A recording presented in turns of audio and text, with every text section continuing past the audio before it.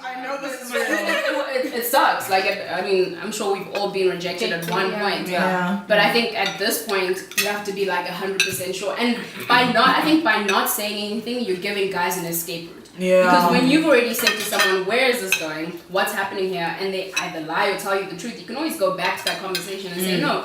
But you already said this. But when you go quiet, things get drawn It is out the for- worst Yeah, thing long. ever. Long. That is so true. Even inside of the church, like really uncool things happening between girls and guys, and within that context, we need to make sure that we're humble to that. So when we're walking into a friendship with somebody, we need to understand that, you know, this person has potentially been sort of taken along for a ride by somebody else and hurt by that, and that's the context in which this thing started. And the same other way, you know, we might have been drawn along and then had our hopes crushed. It's us saying, listen, I don't mind having an awkward conversation with you. I'm the one who looks like an idiot here, but that is for the sake of loving you properly in the long run.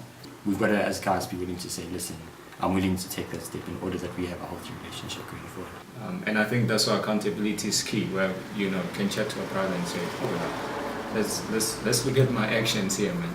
I need you to help me out to see things in a way that I had not seen. By the time it came, she said, I mean, having those conversations is not easy, but it was very helpful because it helped me see certain things about my own heart that I wasn't aware of.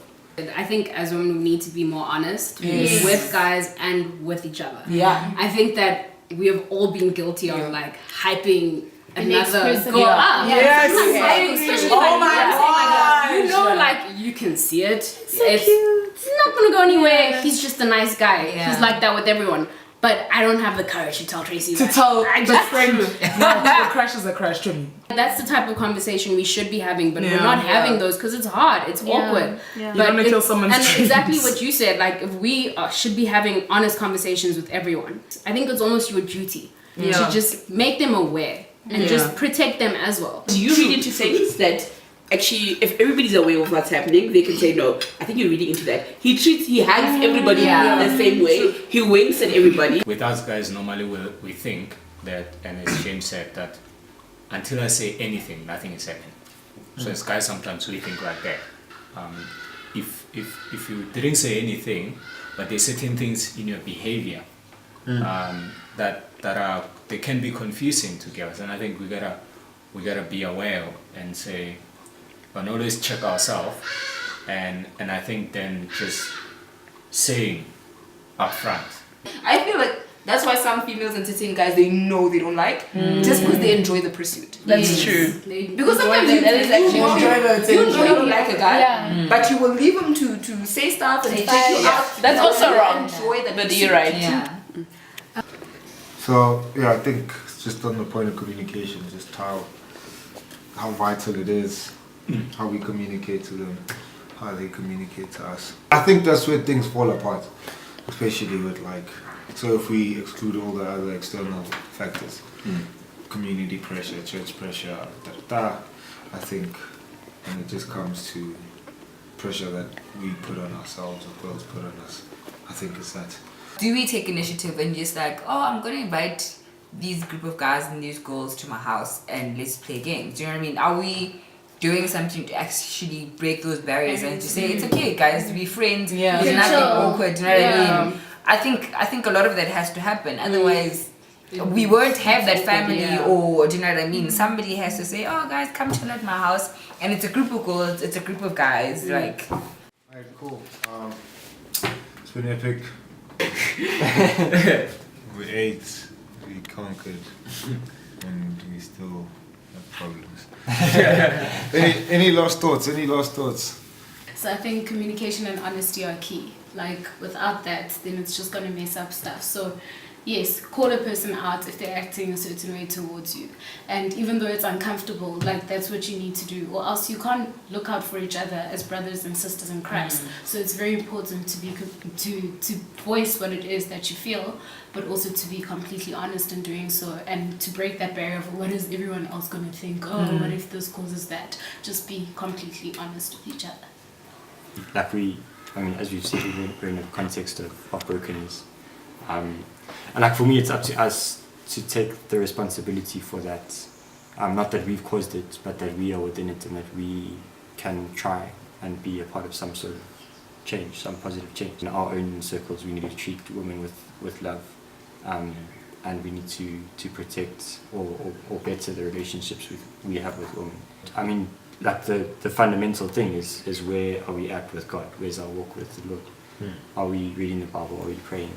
Are we growing? And that's obviously going to shape the way that we treat other people. And if we push each other to love the Lord more, that's going to push us to love each other more.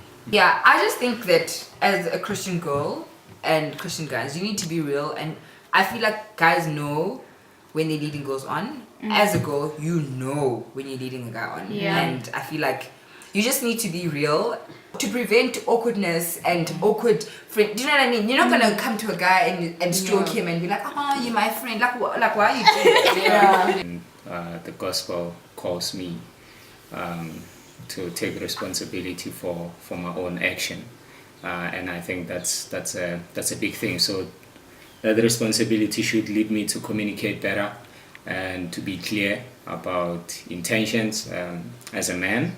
I think from my side, I just want to be a good friend to brothers and sisters in Christ. And that might mean that I don't date them, and that's okay.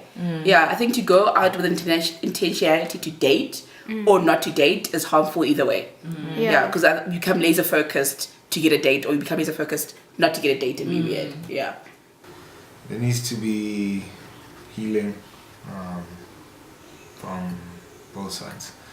But I think what needs to happen is, especially with young adults, like we need to realize that we're not 14 anymore, and we can't be dealing with relationships like teens. Don't be oblivious to the fact that you're a man who's attracted to women. Just be clear. Save yourself and protect her. Yeah.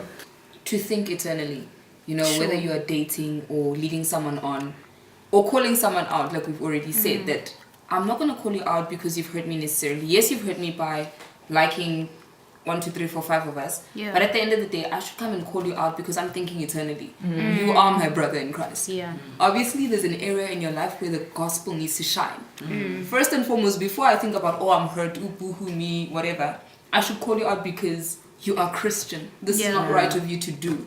As a female, I should not be leading any guy on because I'm thinking eternally. You're going to spend eternity with me in heaven. Am I going to be proud of what I've done? Yeah. Sure. There's not much you can say afterwards.